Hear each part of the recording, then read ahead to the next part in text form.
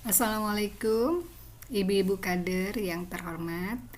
Bersama ini kami coba membuat tutorial singkat mengenai cara pengisian belangko verifikasi dan validasi data keluarga berisiko stunting. Ya, kita mulai.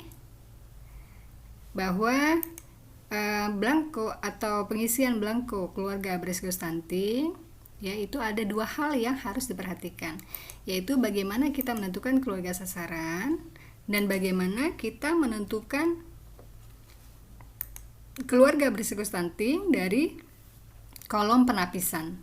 Ya, jadi ada dua poin, yaitu menentukan keluarga sasaran dan menentukan keluarga berisiko stunting melalui penapisan. Kita mulai dari keluarga sasaran, ya.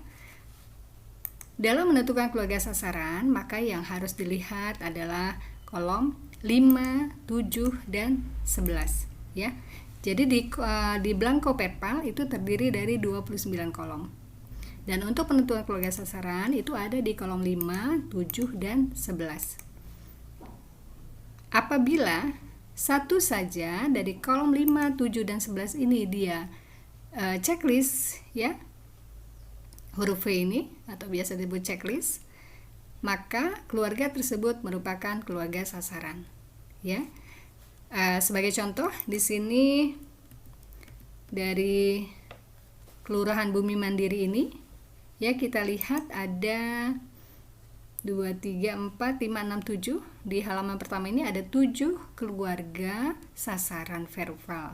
Ya, kita lihat di ini di kolom-kolom ini ada masing-masing yang memiliki satu checklist, ya. Maka keluarga ini kita tandai, ibu-ibu, ya. Kalau saya di sini saya warnai, kalau ibu-ibu sebaiknya dilingkari, ya, sebagai tanda bahwa itu adalah keluarga sasaran, ya. Kita mulai. Setelah kita melakukan atau menentukan keluarga sasaran, ya, maka kita mulai mendatangi keluarga sasaran untuk melakukan verbal, ya. Nah, kita lihat di sini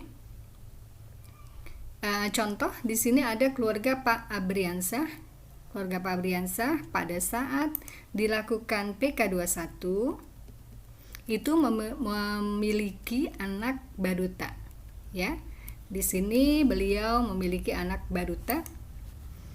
Kemudian sekarang sudah setahun lebih, ya.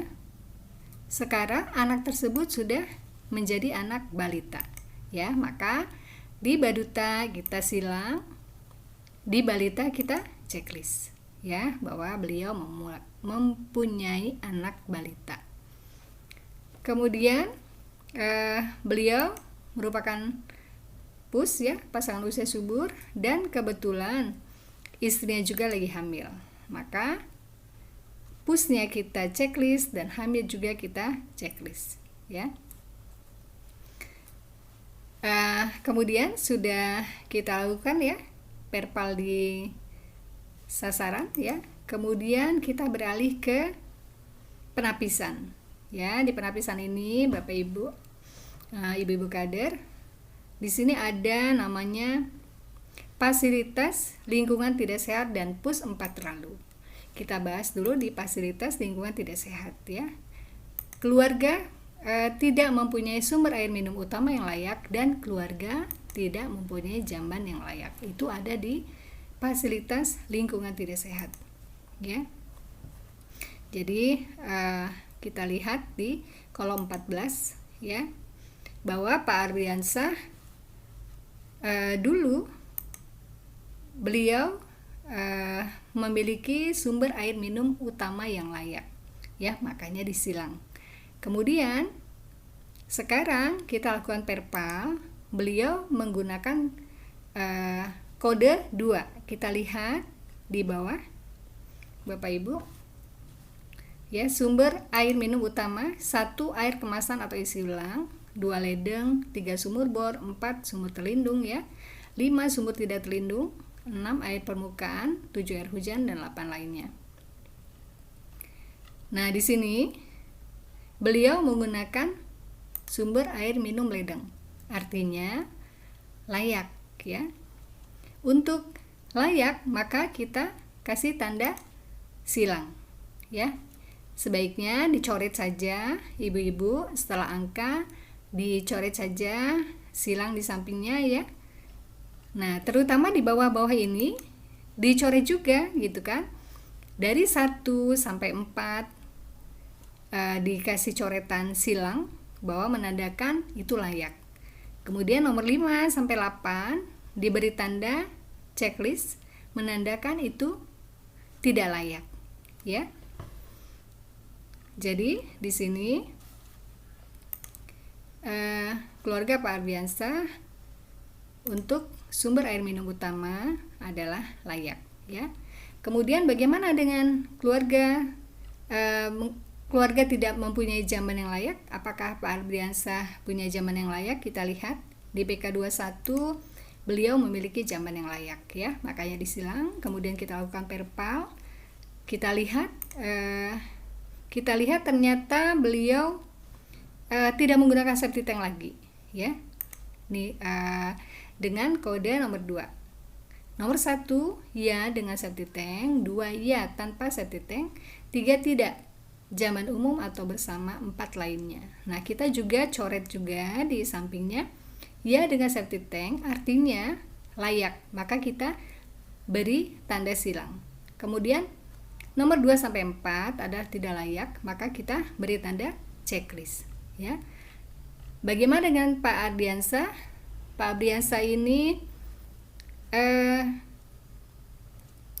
pada waktu PK 21 jamban beliau adalah jamban yang layak ya, artinya nomor 1 iya dengan safety tank. Ternyata mungkin sekarang jamban beliau rusak, belum diperbaiki atau bagaimana, beliau tidak menggunakan jamban lagi, maka kita kasih kode 2 dan coretan dengan checklist ya. Begitu ya ibu-ibu untuk kolom ini, fasilitas lingkungan tidak sehat, cukup jelas. Kita beralih ke PUS 4 terlalu. Kita lihat Pak Ardiansah pada saat kita lakukan perpal, kita lihat istrinya, kita tanya istrinya kisaran usia 35 tahun. Maka beliau bukan istri yang terlalu muda, karena tidak kurang dari 20 tahun, maka kita beri tanda silang untuk terlalu muda ya. Kemudian terlalu tua, apakah istri beliau terlalu tua untuk memiliki anak balita atau hamil? Ternyata karena usia istri beliau 35 tahun, maka tergolong terlalu tua. Kita beri tanda checklist ya, karena usianya 35 tahun. Nah, kemudian kita lihat lagi, apakah jarak kelahirannya kurang dari 2 tahun? Ternyata tidak juga, karena yang pertama sudah balita, kemudian beliau baru hamil lagi ya. Jadi jarak kelahirannya kisaran 3 tahun. Kemudian apakah terlalu banyak? Ya, ternyata tidak juga, karena anak beliau 1 balita dan 1-nya masih dalam kandungan. Berarti kita kasih tanda silang ya ibu-ibu. Nah, setelah itu kita lakukan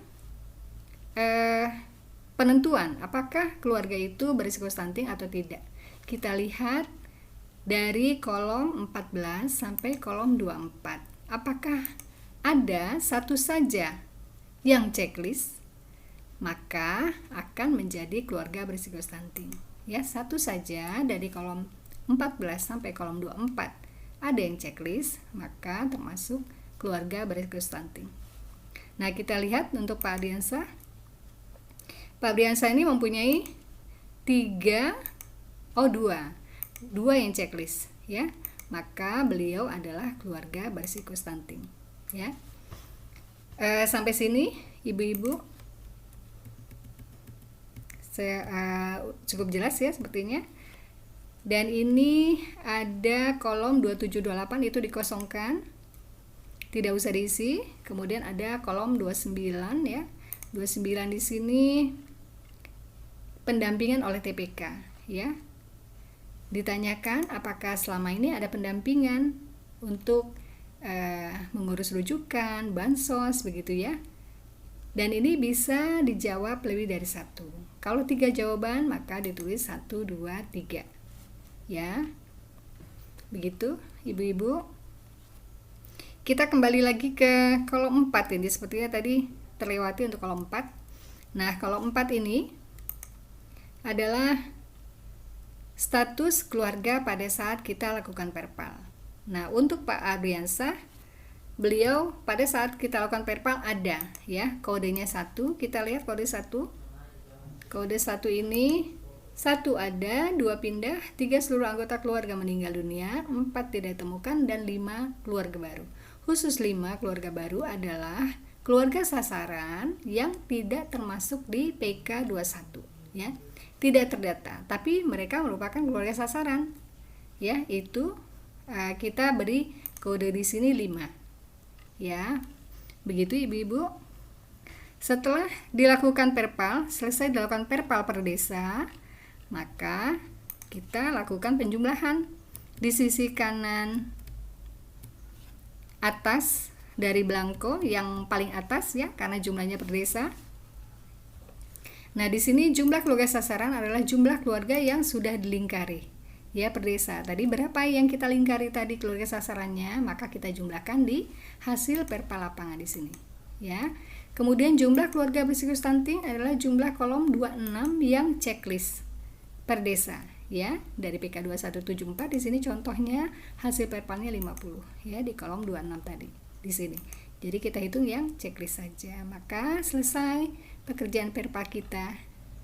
Demikian ibu-ibu, semoga bisa membantu. Wassalamualaikum warahmatullahi wabarakatuh.